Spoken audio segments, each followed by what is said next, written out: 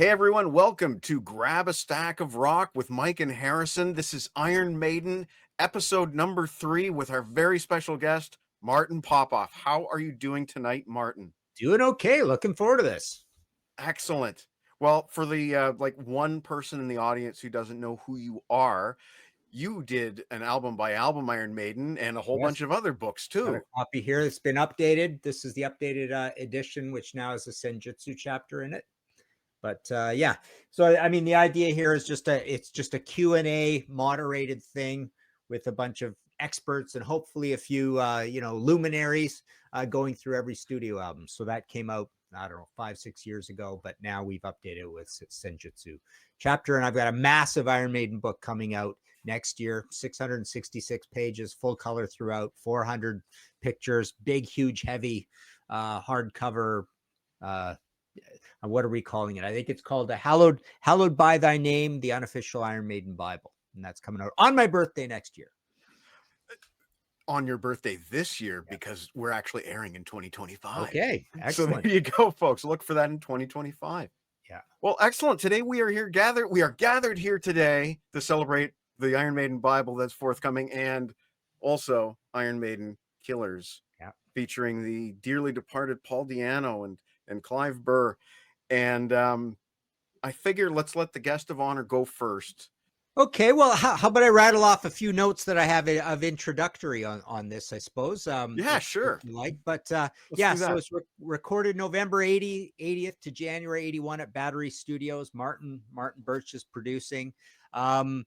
And yeah, some of the songs are older. It's a little bit like Van Halen too, in that they had these songs around for a long time. 5 of the songs apparently in the band's even back to 1977 set. It was 8 weeks on the chart. Their first U.S. shows ever were on this tour supporting Priest. And the writing is kind of bizarre. It's all tracks by Steve, except Killers, the title track, which is Steve with Paul. So yeah, the Ides of March, bit of a touchy one, because this is essentially an old Samson track called Thunderburst, reconstituted almost note for note kind of thing. It's just that song over again. And there was a bit of prickly debate over the songwriting credits on it, because Steve takes credit for it now, and it was credited to the full band before, but it's a short instrumental. It's one of 2 instrumentals on this album. It's cool. It's majestic. It's got that fill in it. You get a guitar solo as a bonus. I mean, you kind of forget that there's a lot of guitar solo stuff on here.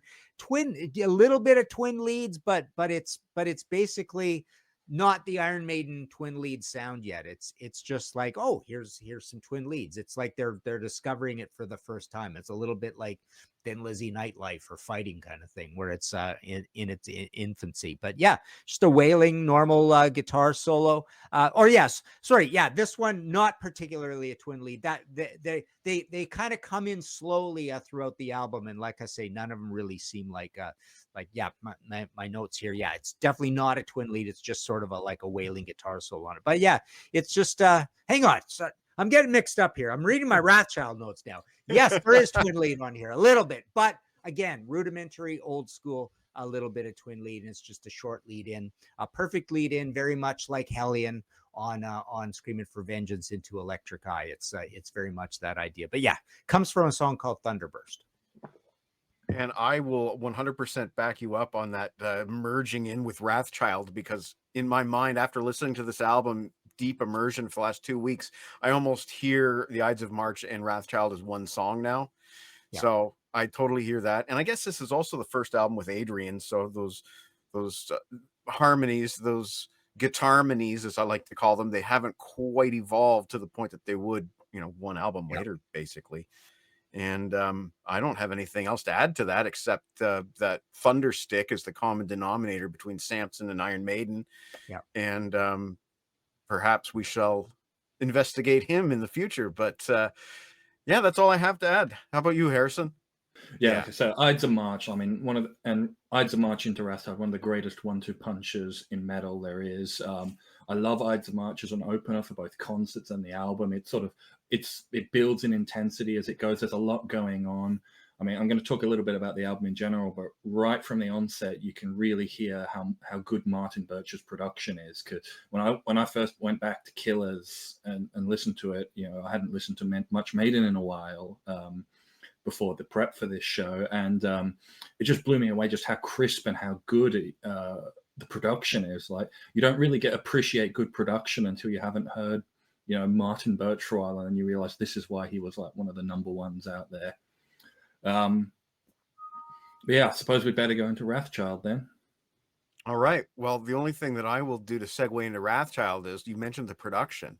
And I think that bass intro to Wrathchild is so you can really hear everything going on, but there's so much, it's clean, you know, there's not a lot of noise. It's just a really nice bass tone, and maybe the nicest bass tone I've heard out of Steve Harris. Yes. So Martin, Wrathchild. Yeah, exactly. It's not a Steve Harris bass sound. It's just regular conservative bass, right? And yeah, I agree with you guys. Martin Birch gets a good sound on this album. You know, Martin Birch, he has a variety of sounds. I mean, Heaven and Hell doesn't sound like Mob Rules, doesn't sound like Cultosaurus Erectus, doesn't sound like Fire of Unknown Origin, doesn't sound like the various Whitesnake projects he did, doesn't sound like other Iron Maiden albums.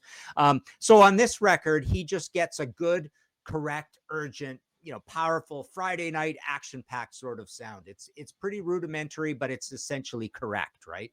And what I love about Wrathchild is you get an amazing Clive groove as well. He isn't always groovy. He can be kind of awkward sounding and frantic sounding, you know, like think, you know, Run to the Hills and some other things on this album as well. But this is just a beautiful, beautiful groove. It's got that great break section in it as well. And again, yeah, no twin lead, just again, conservative, cool, just wailing away guitar solo. It's neat looking back on this album again and realizing that they haven't arrived at their sound yet. They won't even do it on the next album. They'll get closer, but on this album, they're just the best of the early new wave of British heavy metal bands. The band with the most ideas and the most variety, song to song. They're just proving themselves to be super talented within this scene. And like I say, this is recorded 80 into 81, so it's still relatively early. You know, with the new wave of British heavy metal maybe starting, you know, for real, October, November of 79 kind of thing. And then lots of good stuff in 80, but it is still relatively early, and they're just really making one of the great new wave of British heavy metal albums from right there, you know, in the middle of the thing. And what could I possibly add to that? I guess I just want to ask about the lyrics. I kind of get the impression that in the lyrics, the man that Paul Di'Anno is after is his own father. I get a kind of Boy Named Sue revenge story here. Do you guys concur? Yeah, there was even some history about how it was started out as Wrathchild, as in the Rothschilds kind of thing. So yeah, it's just a good general. And again, I mean, this is all Steve ostensibly doing everything, right? So it's just a good kind of historical, universal story kind of thing. I think they do a good job with it. And the last thing that I'll add is that Di'Anno's vocals on this really sell it. It really sells that he is the Wrathchild. He really is out looking for blood. Like, this guy, he just had a way. And I think he grew so much from the first album to this one. Like, Harrison and I did a deep dive on Di'Anno after he passed. And you really hear on this album, Paul is emoting so much more, and just really kind of sort of a cutting edge to his voice on a lot of these songs, and Wrathchild being first and foremost of those. That's all I have to say. What do you think about Wrathchild, Harrison? Oh, amazing song. You know, one of the best of their early career. There's a reason it's been basically the only song from Killers that has stuck in the set list with any sort of regularity. Basically, my thought, to sum up my thoughts on Wrathchild, I've heard it done so many different ways by the band. There's sort of like 10 different versions, or even more out there when you count the unofficial versions, and every single one is amazing. You know, with Bruce, with Blaze, even though Di'Anno's the original, I've heard great versions with all the vocalists. It's just one of their best songs of their early era. Yeah, cool. I have a very unusual cover version by London, Ontario's Gant Harvest.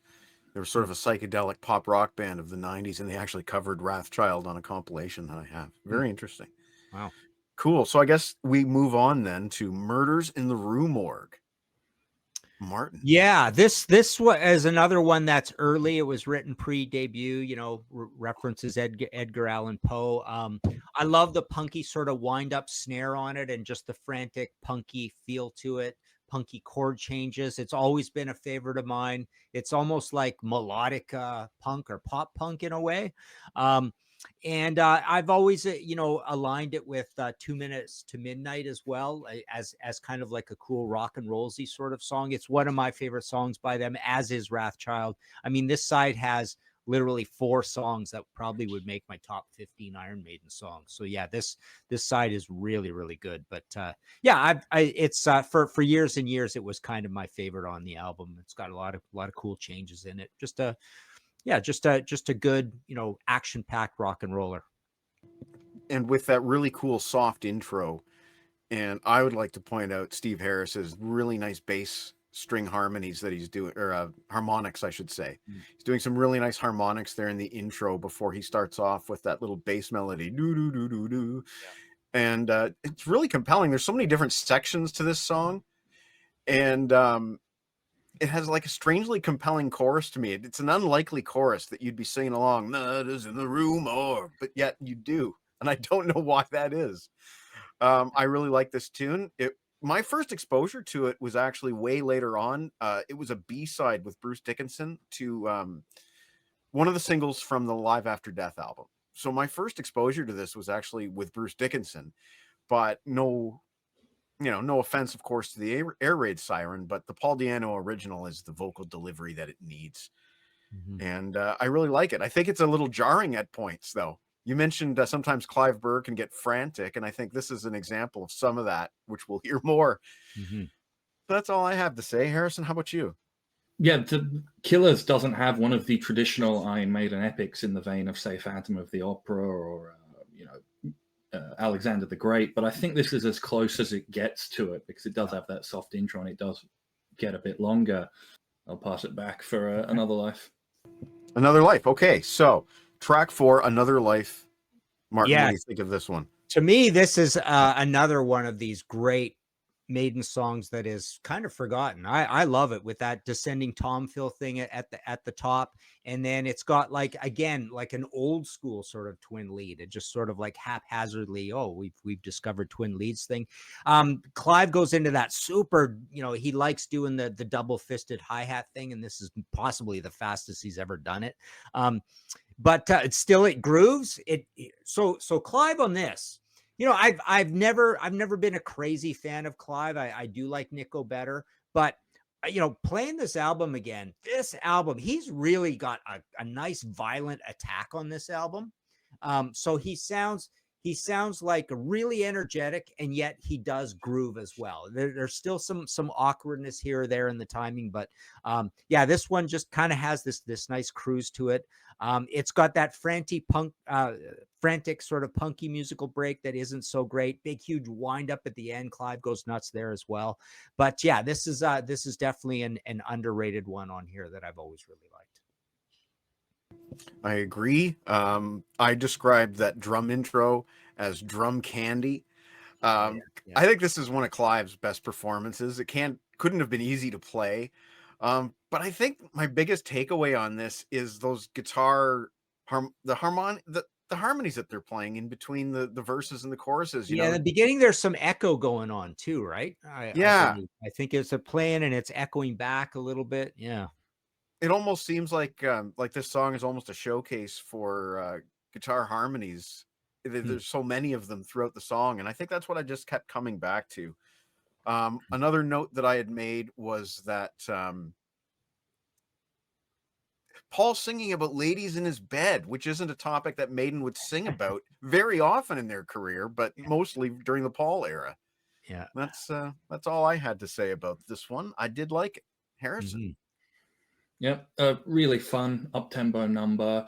One of my favorite parts is at the very start. You've got that really awesome guitar intro, and then as the intro fade, like sort of ends, there's this one like note that they sort of hold for a bit as Clive revs up and the song starts going. But then this note sort of like keeps going and then continues on into like this. I think it's Dave Murray playing this awesome guitar solo that sort of just like comes out of nowhere as the song begins, and then Diano comes in, and I think that whole start of the song is great and all. On the live circuit, this was the song where Mr. Clive Burr on drums got his drum solo between the second and third verse. Neat. And I'm pretty sure I have that version on CD. Yeah, I've got a Made in Japan bootleg which has it too. It's just after the second verse, the song basically trails off. Clive starts playing, and Deanna's like, "Mr. Clive Burr on drums," and then it's all Clive. I definitely remember that. Okay, well then Mr. Clive Burr takes us into the second instrumental on the album, track called Genghis Khan, and a little bit longer than that intro instrumental. This one, I guess, would count as a full song to me. Yeah, very, very pomp and circus pants, just sort of like a song version of the Ides of March. I think the two go together really well. It's proggy, it's military marchy. So it's got that going on as well. It's got super fast racing, speed metal-y sort of things. It slows down. I think it's along that ethic that you want from an instrumental where they know that they have to make it exciting enough because there isn't going to be any vocals or lyrics in it. So yeah, I think they do a really good job of it. Having said that, for me, like the ceiling on an epic is like, on an instrumental is like 7 out of 10. I just hate them basically. I don't care. I don't want them at all. So yeah, to me, it's never even close to kind of a legitimate song, but they do a good job. Okay. And the only thing I had to add here was, of all these tracks, it was probably Genghis Khan that took me the longest to really get into. And I speculated that it could be Iron Maiden at their most progressive for this era. And for the fast part in the middle there, maybe Iron Maiden at their fastest too. But, I agree. I don't skip songs when I listen to albums. I have too much of an obsessive compulsive disorder to skip songs when I'm listening to an album. So I don't. But if I did, I would probably skip Genghis Khan. Harrison, your thoughts? I wouldn't. I love all the Iron Maiden instrumentals. I wish they did more. I think they're great. I love Genghis Khan. It's fast. It's got a lot going on. It is a little more repetitive than some of the other Iron Maiden instrumentals, but yeah, I just love, like you said, proggy, militaristic. It's great for the drums and the guitar. I think there's more than enough going on for the lack of vocals to not matter for me. I know Steve Harris is a fan of cinema and war movies, and sometimes I wonder if when he's composing these things, if he's picturing these armies marching through, the mountains and whatnot, because there's definitely a feel for that on Genghis Khan. Yep, for sure. And that brings us to Innocent Exile. Yeah, so here we get the real Steve Harris, right? That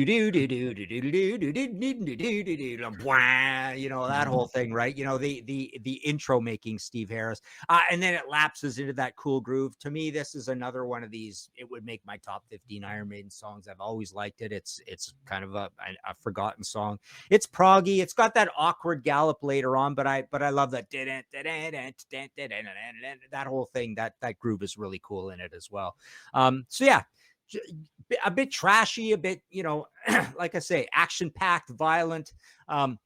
They just create them and Martin Birch together, or more so, I would say Martin Birch and Clive Burr just create a really sort of, shoot 'em up Friday night, Saturday night, 3-beer sort of feel on this album. I think they do a better job here than they do even on Number of the Beast. So I really like the groove on this.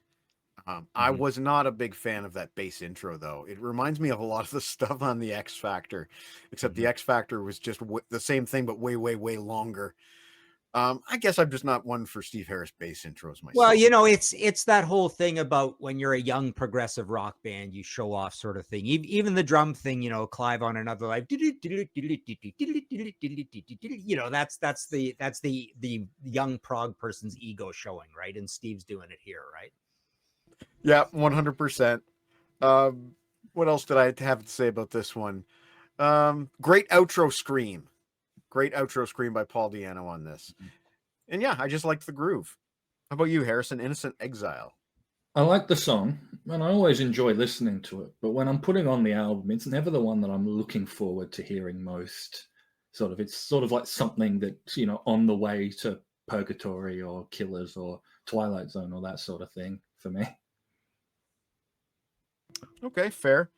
That brings us to the Monumental Killers, which I kind of liken it to Wrathchild a bit, but this one is definitely a step up in terms of aggression. What do you think, Martin?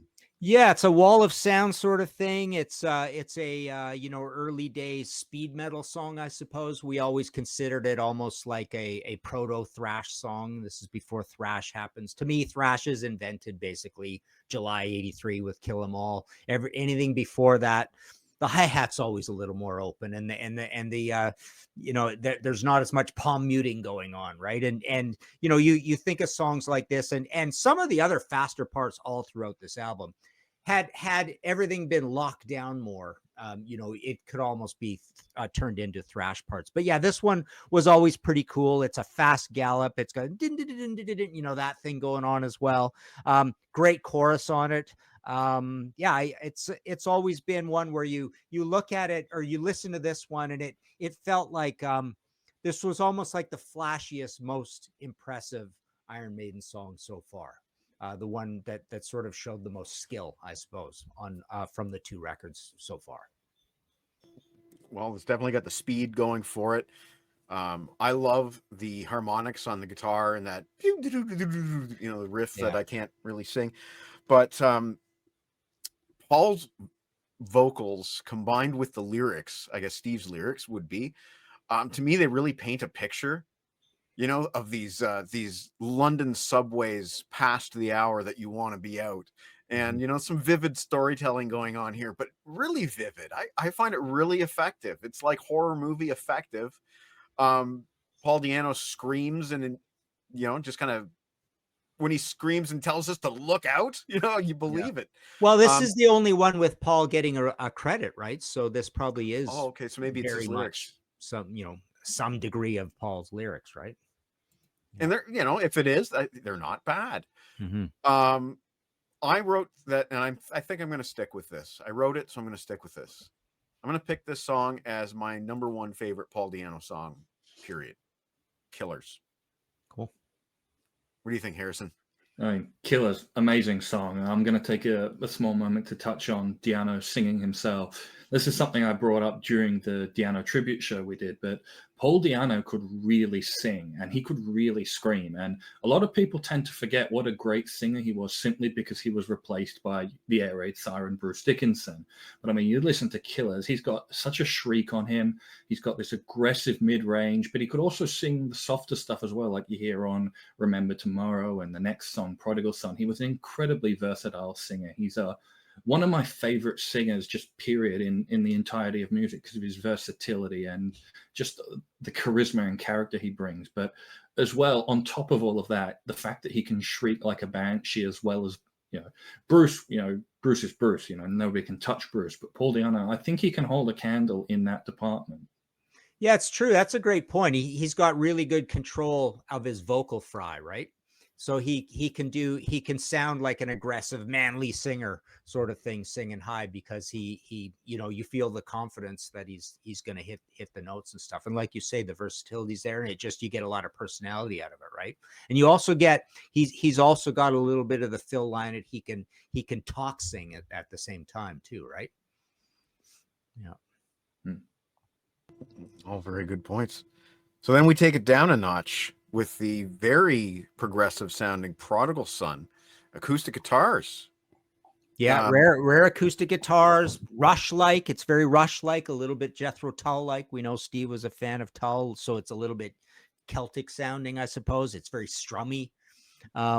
Just a weird song for them. It almost reminds me of AC/DC breaking their own rules, because there were no rules yet back on the original Australian version of High Voltage, doing things like Love Song and covers and stuff. Well, they did a little bit of that as time went on, but yeah, so it just seems like it seems like they haven't been so cast in stone yet that they could do something like this.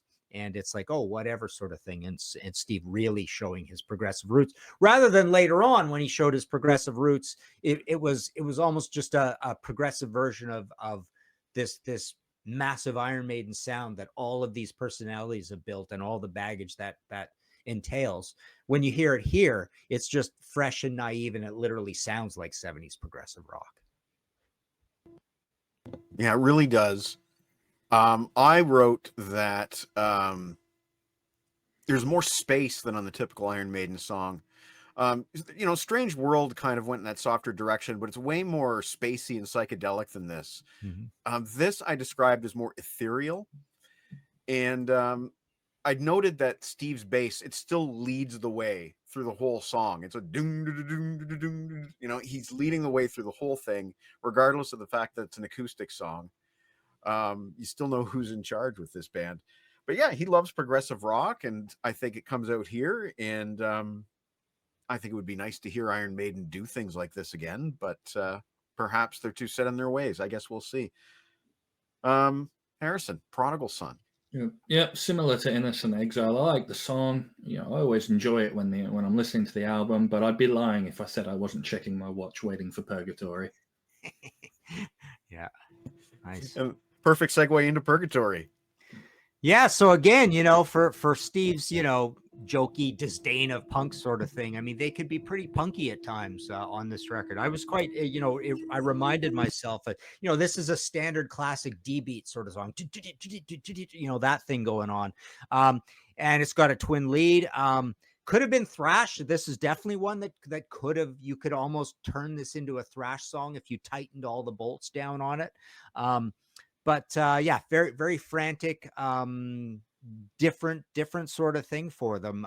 But again, one of these that links back to, definitely hardcore punk, because at this point, punk is started and over with 75, 76, 77. We get all the albums. It's already on the wane in 78, but it gets replaced by Oi and UK hardcore and stuff like that. And here we are in 1981. This is like the glory days of UK hardcore, and this almost fits in with hardcore.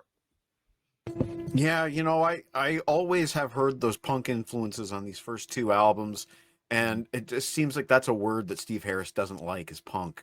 Yeah. But I don't think you can really deny that there's some of it there. Yeah. Personally, I loved this track. I called it a classic sounding Maiden banger, extremely up-tempo though, with fantastic screams from Paul. You can really appreciate the new team of Murray and Smith on this. I called Dave's solo gravy, and then they team up for a classic intricate Maiden guitar harmony. And there's also one little chunky bit after the first chorus where they just chug away, and I just love that one bit. Harrison. Purgatory. Yeah, like you said, I love that part. It also happens in the song Iron Maiden, where after the first chorus they play the riff for after the first verse, right before the first chorus, they play the riff for just a little bit, and then they don't do that later on in the song, but they do it early on. Amazing song. Love this song. My favorite song on the album, my favorite song of the Di'Anno era. It's fast, it's up tempo, it's aggressive, it's got an amazing riff. I love how the vocal melodies go. It's like but he tries to leave my soul. Is this me? I don't know. Forever now, I can't think why. It just like flows so nicely together. Screams. It's got everything. It's the highlight of the album for me. What else can you say? I think it's a real shame. It is quite an arrangement, isn't it? With that texture, the going over that fast thing, and then the that's the very thrash part, right? But yeah, it's come to think of it, you're right. I mean, it's quite an achievement.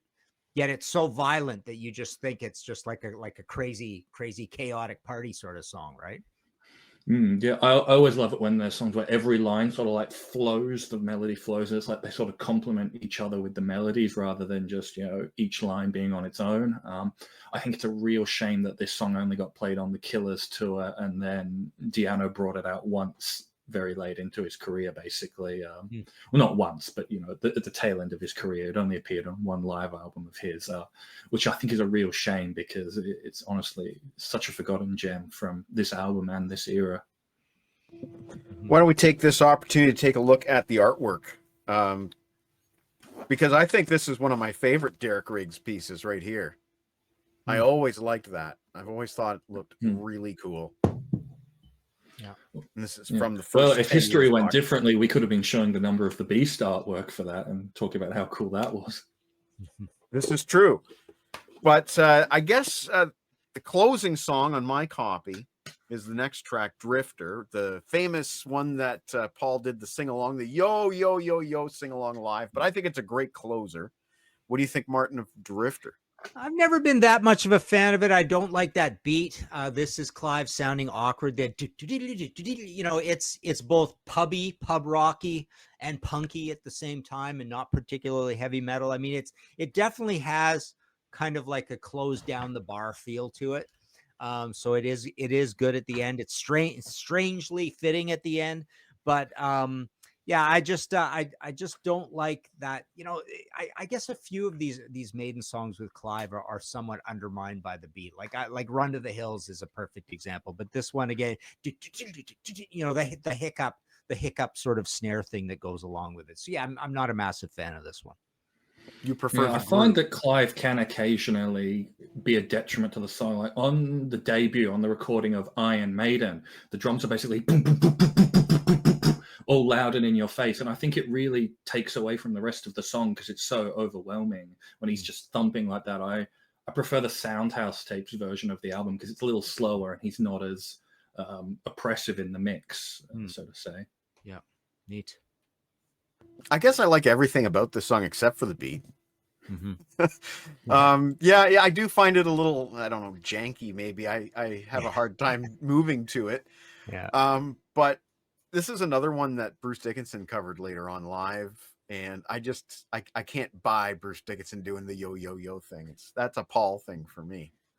I do like when he did it. He was like, "All the lazy bastards from EMI are up the back" when he's talking with the crowd on Beast Over Hammersmith. No, I like this song, but it is in like the bottom half of the album for me. If I were to rank the songs, I think it's got an amazing guitar intro, but I don't think the rest of the song lives up to that guitar intro. I do like it as the crowd interaction song rather than clogging up Running Free with like 4 minutes of crowd interaction. Yeah, nice. That's true. That's very true. So the other key track on this album is Twilight Zone, which I have on my bonus CD on this edition. But I guess on some versions it was on the album. Yeah, on my 1998 remaster CD, it was included as song 10, so between Purgatory and Drifter. Okay. Wherever you find it, I'm sure, Martin, you are familiar with Twilight Zone. What do you think? Yeah, I am, but I for the life of me, because I don't have my original copy anymore, but for the life of me, I had a Canadian copy of this. I had a UK copy of the first one, which I bought as an import, at in Spokane, and when it came out. And then I definitely never owned anything other than, I bought Killers as a Canadian copy, and I don't remember it being on the original Canadian copy. I don't think it's that great a song. It's kind of like a butt shaking sort of structure to it. It doesn't sound like high end, proper, serious, epic, ambitious new wave of British heavy metal. It sounds a little more like one of the B grade bands doing new wave of British heavy metal. Okay, well, I kind of liked this one. I liked the O in the chorus. I called it a cool groove, and apparently it's the shortest song of any in this batch, besides the instrumental opener. But otherwise, I didn't really have too much to say about it. How about you, Harrison? All right, so I'm the contrarian here. So I love Twilight Zone. It's a Dave Murray. It adds a Dave Murray co-write to the album, and one thing we'll find out through this series is that Dave Murray co-writes, though rare, are always awesome. But they're usually not. They're usually the non-album tracks. Weirdly, like one of the offcuts from the X Factor's a Dave Murray co-write sort of thing. But no, I love Twilight Zone. It's short, it's sweet. Like you said, I love the whoa whoa whoa chorus and the dual guitar crescendo solo. The nee. I think that's a highlight of the song. Okay, fair point. I did want to talk about B-sides in this series, and I have two here on this disc. There's a live version of Phantom of the Opera and a track called Invasion, which is often sort of credited to being a prototype to Invaders on Number of the Beast. I personally don't hear that, except for they have the common theme of the Norse invasion. What do you think, Martin? I hear the punkiness of Purgatory on it. It's another one of these violent, careening UK hardcore kind of punky sort of songs. So that's I kind of like that about it. It's got a real charm, a real grit to it. Yeah, I think it adds to this this narrative that we have these sorts of songs, which kind of go away. I mean, there's nothing really like this on all the albums going forward. Really, this, and there's more here than there is even on the debut. I that's going through this exercise again. I was quite amused at how much just really muscular, energetic, drunken drumming there is on this album. It sounds really cool that way, and I think Invasion is like that. It's got a lot of life. See, I think didn't like Invasion this is song. Maiden at their most punky, which is why I'm not surprised it's only been a B-side and forgotten about, because I doubt Steve Harris is too eager to perform that. Yeah. And see, I didn't like this one. I didn't like that Norsemen are coming, Norsemen are coming. I didn't like that, and some of the lyrics, I don't know. When I first heard it, which wasn't until these 1995 reissues came out, when I first heard it, I was actually kind of surprised. It didn't sound to me like anything, quite like anything I had made it done before, with that strange Norsemen are coming, Norsemen are coming. It kind of baffled me. I guess I never really liked it, but I'm glad to have it. And lastly, there's a live version of Phantom of the Opera on here. The only thing I have to say about that is I really like it when a song starts with a snippet of a conversation, and it starts with Paul Di'Anno saying, "Oh, we're going to do the song that he wants to do, Phantom of the Opera." And it just kind of makes me wish I had the bootleg where you could hear the whole conversation, Yeah. I don't know how familiar you guys are with this B-side version, if you want to comment at all. I can't remember it. No idea. Well, Harrison's going to I haven't talk really heard it either, but I will point out that during the Killers tour, Iron Maiden played this song at breakneck pace. It was unbelievably fast. It was like basically thrash metal. If you track down one of the bootleg Maiden Japan versions of Phantom of the Opera on YouTube, you'll be able to hear how lightning fast they play it. Cool. I think this. Harrison, I wanted to Lucky ask you. version is I liked your comment about Wrathchild and the different. You said versions, but of course you mean with the different vocalists and stuff. But are there versions of Wrathchild that sound different from each other? Is it played at vastly different speeds, or? The Metal for Mothers version in particular really sounds good. You can really hear the Deep Purple influence on that. It wouldn't sound out of place on Machine Head. Di'Anno's got that slightly metallic production sound to his voice, and it sounds a bit like Stormbringer in parts. Then you've got, the Di'Anno versions that are, quintessential Di'Anno on stage. Bruce gives a real powerful shriek, that far exceeds Di'Anno. Blaze sings it a bit interestingly, as Blaze does. He's more like Di'Anno, but he's sort of his own thing in his own way.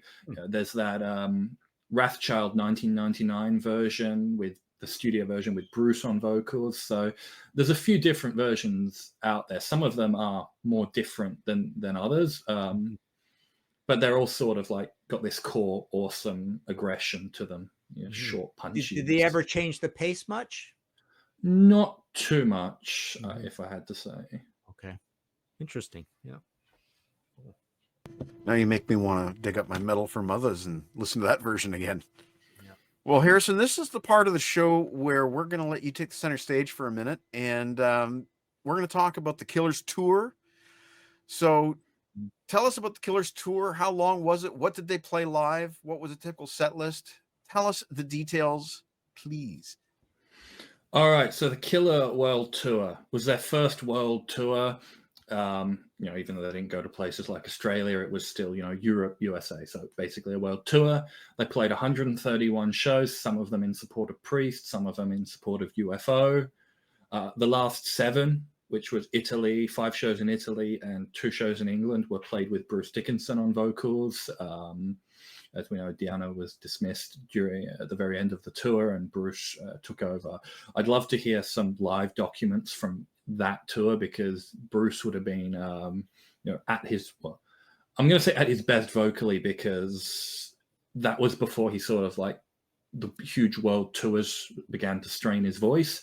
So he was something amazing on that tour. But as for the set list, so all of the songs except Prodigal Son were played live in the set list, but that sort of doesn't acknowledge the fact that as most, if not all of these songs were written before the album was recorded, they would have been in the set list before then. So it's not like they were breaking new songs in live, so to speak. When I say that they played, 9 of the 10 songs. That does bring up another interesting point about the debut as well, because when they went to record the debut and they picked their eight songs, because most of these songs were already written and being played, they basically had this another awesome album worth of songs that they were like, nah, we won't put this on the debut. Like Wrathchild was already on Metal for Mothers, so was Sanctuary. So I imagine that's why they were left off the debut, because fans already had recordings of those songs. But it's just like, do you want to put Wrathchild on the debut? Nah, we'll save it, sort of thing. Like the quality of songs that didn't make their first album, and their first album is already that good, I think just speaks to the talent of this band. Mm-hmm. But to get back to the tour, most of the first album was played as well. They played about a 17 or 18 song set. They played Twilight Zone 2. Transylvania was the Dave Murray guitar solo. As we mentioned, Another Life was the Clive Burr drum solo. Genghis Khan got played as well. So they did have instrumentals in the set, which I think was good. Strange World as well got played. That was a bit of an oddball one. I don't think that ever got played past the Killer tour ever again. And that does sort of lead into the longevity of this album on the set list. Basically, all of it was dropped going forward. Wrathchild made appearances every now and then. Killers made a couple of appearances.